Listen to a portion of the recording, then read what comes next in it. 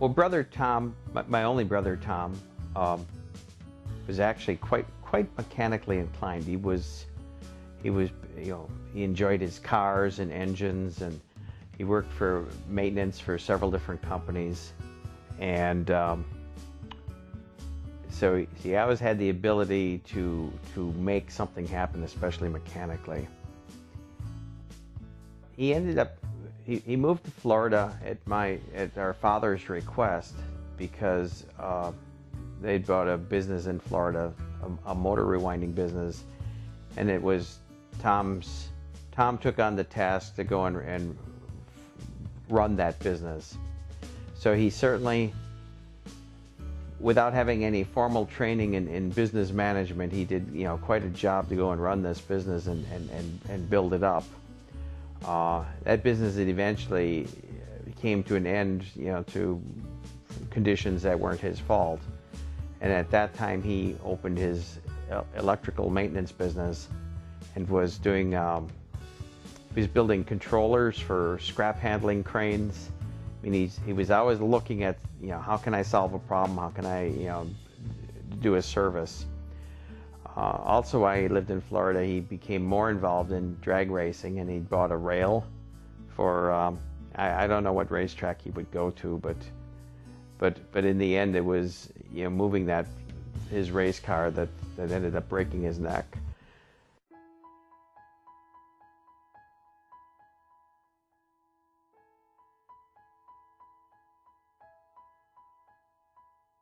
And even after he had broken his neck, his wife, he was just recently married. He was, while he was back home and trying to at least stabilize, they formed a little business called Mulberry Tool, and he was able to make phone calls and talk to people and buy the supplies that the local industries needed and provide them to them.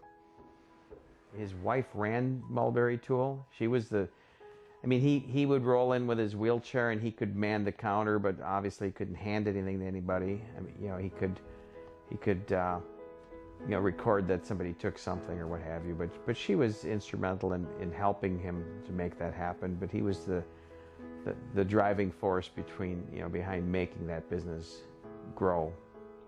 We had looked at how we could make some sort of product to help him to get to control the mouse on Windows, but we weren't being very quick about it. So Tom had found an off-the-shelf product that was intended to be functioned with your thumb for moving the cursor, and when he had gotten together with Jerry, was a machinist that used to work for us and went off on his own. Jerry machined the initial pieces to hold that mouse that was intended to be functioned with your thumb, and made a stick with a little foot on the bottom, so this foot could look like it was your thumb working the mouse. We added some pressure switches to it so that you could puff and sip to equal what would have been the left button and the right button on the mouse. Later on, another friend of Tom's, was putting these mice together because, he initially made one for himself and soon found out that there were other people that were looking for something that they could afford. Initially, it was really slow. I mean, I think the first year they maybe sold one mouse and then a couple mice the next year. I mean, so it had a very slow beginning.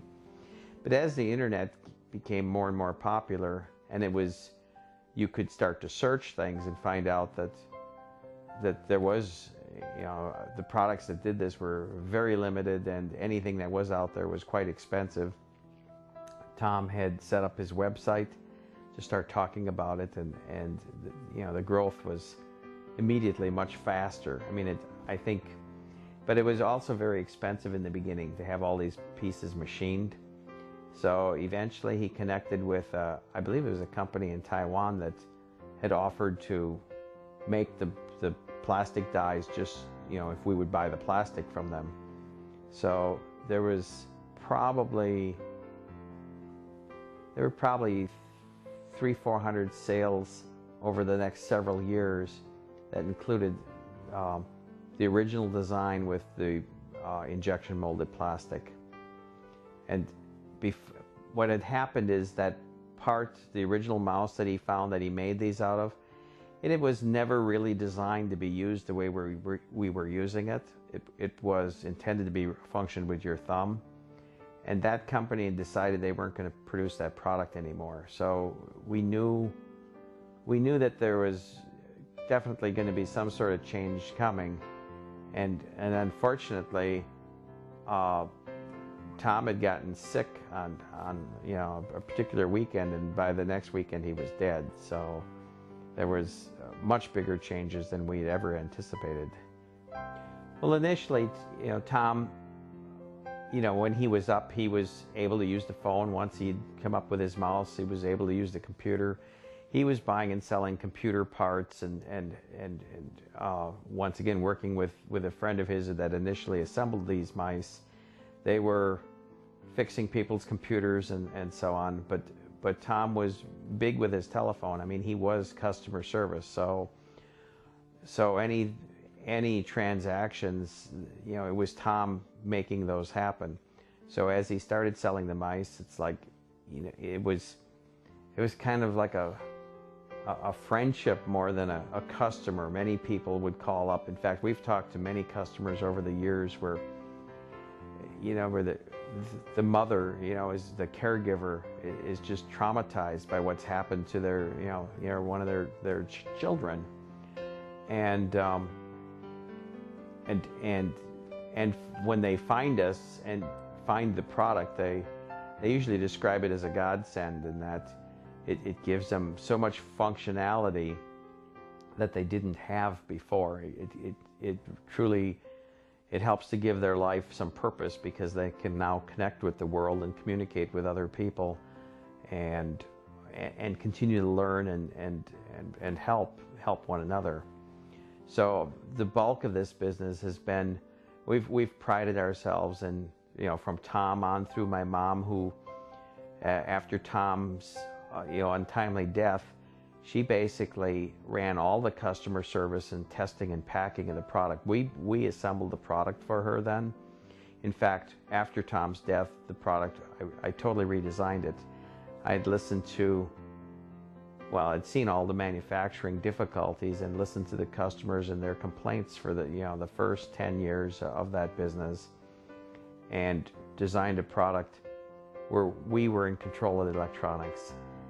And so as we put the QuadJoy 2 together, which then was able to accommodate PS2 and USB customers,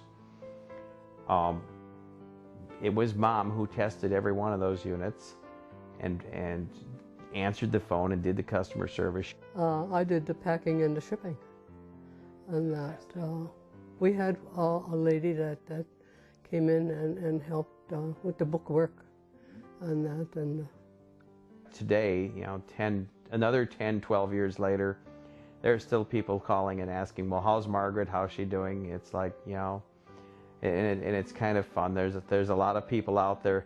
There's a lot of people around the world, from Norway and Australia and New Zealand and so on, that know her and ask about her. It's kind of fun. It truly has been a family business, and we got into it through a tragedy.